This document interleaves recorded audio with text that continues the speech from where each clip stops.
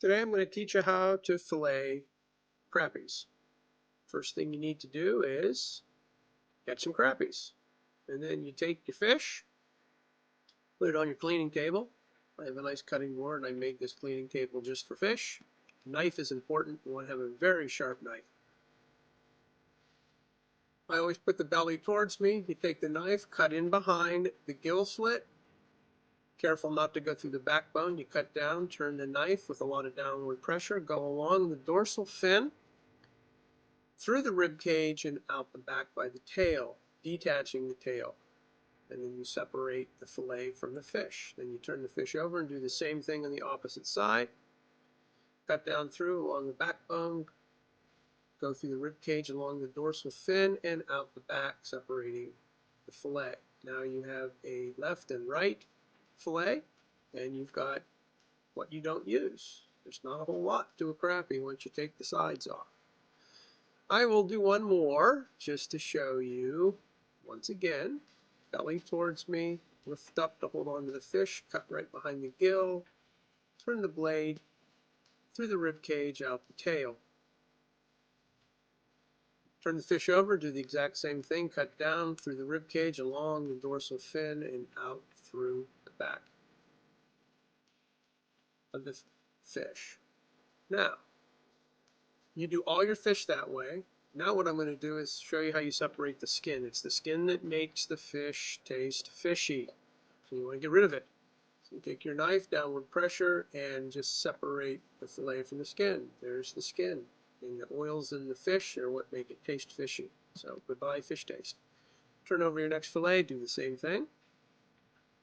And you go through all of your fillets this way once you have them all done. Skin gone. And the last fillet, separate it.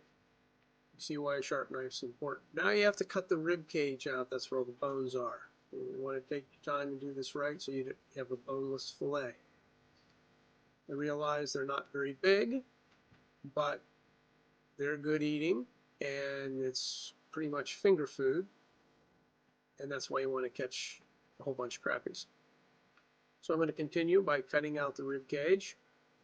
I've done this a few times, so it might seem simple for me. It takes a little practice, getting used to the knife and how much pressure.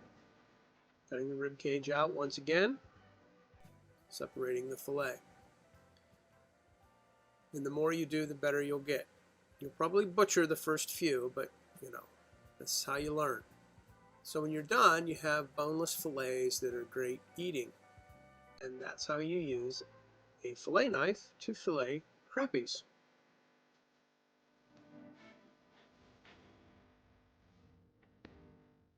Okay, there's an alternate method to clean your fish. If you have a whole bunch to do, electric knife saves a lot of time. Just cutting through a rib cage dulls your knife. This takes a lot of practice, though. It's easy to cut right through the fish and destroy the fillet. So it's the exact same method. You get a hold of the fish through the gill slit, and then you turn your knife on, cutting down through to the backbone. Turn your knife, same downward pressure. Let the knife cut through the backbone, the rib cage, and separate the fillet.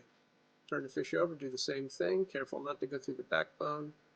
Cut through the rib cage and down and out the tail. I'll do one more. Cut behind the gill.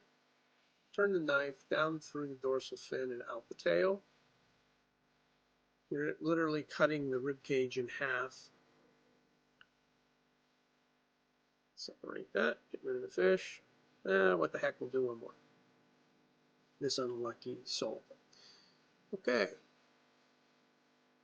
Turn the knife up through the rib cage, separating the fillet from the fish.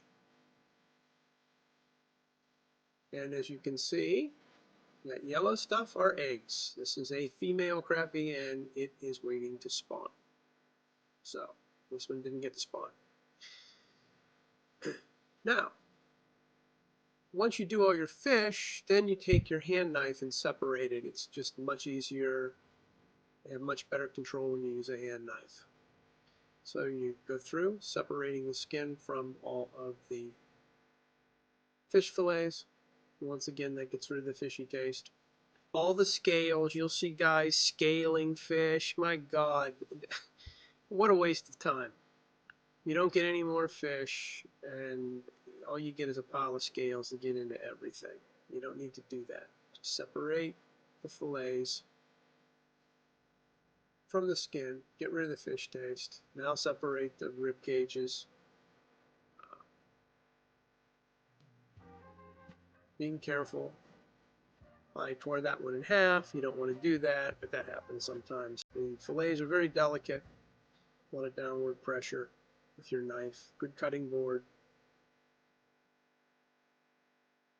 Cut this one here out. A few flies flying around, that happens when you're outdoors. They come very quickly, it's amazing. Cut the rib cage out. And the final fillet. Cuts through. And now you've got a nice boneless fillet. Believe me, when you cook these, there's absolutely no fish taste whatsoever. So that's how you use an electric knife to do the messy part, and then a hand knife to finish out the fillets. Once all your fillets are finally clean, you want to put them in a clean bowl, add some water, and rinse them. This may take 2 or 3 times, but you want to get all the scales. You're feeling for bones. Any kind of bones in there, you want to make sure you get those out. I also am looking for anything that might not look right in the fillet. You know, if you have a fish that might be unhealthy, just discard the fillet. Fish can get worms, and you want to make sure there's no worms in the fillets as well. I rinse them 2 or 3 times.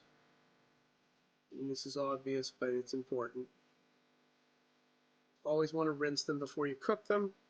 Make sure they're good and clean.